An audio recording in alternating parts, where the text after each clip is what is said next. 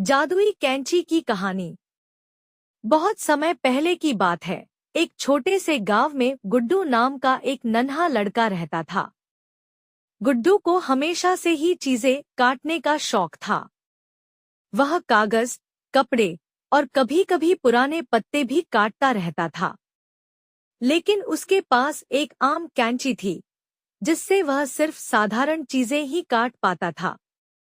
एक दिन जब वह अपनी नानी के पुराने अलमारी में खेल रहा था, तो उसे एक चमचमाती सुनहरी कैंची मिली। वह कैंची बहुत ही अलग और सुंदर लग रही थी। गुड्डू ने जैसे ही उसे हाथ में लिया, कैंची ने धीरे से कहा, नमस्ते गुड्डू। मैं हूँ जादुई कैंची। जो भी तुम मुझे काटने के लिए कहोगे, वह असली बन जाएगा। गुड्डू की खुशी का ठिकाना नहीं रहा। उसने तुरंत कागज से एक तितली काटी और जैसे ही उसने कैंची से तितली को काटा, वह कागज की तितली असली तितली में बदल गई और हवा में उड़ने लगी। गुड्डू ने हंसते हुए कहा, वाह, यह तो कमाल की चीज है। उसने फिर एक कागज का रंग-बिरंगा फूल काटा, जो तुरंत असली फूल में बदल गया और उसकी खुशबू पूरे कमरे में फैल गई। गांव के बच्चे जब यह जादू देखे, तो वे सब गुड्डू के पास आने लगे। गुड्डू ने अपनी जादुई कैंची से पेड़, जानवर और खिलौने बनाए।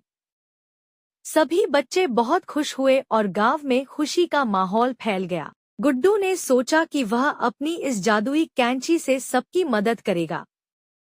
लेकिन एक दिन गुड्डू ने गलती से एक डरावना राक्षस की तस्वीर कागज पर बनाई और उसे काट दिया।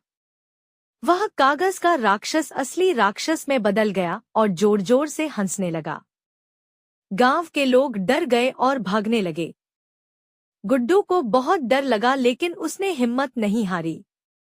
उसने अपनी जादुई कैंची से एक बहादुर शेर काटा, जो तुरंत असली शेर बन गया। शेर ने राक्षस को डराकर गांव से बाहर भगा दिया। उस दिन गुड्डू ने सीखा कि जादुई चीजों का इस्तेमाल हमेशा अच्छे और सही कामों के लिए करना चाहिए।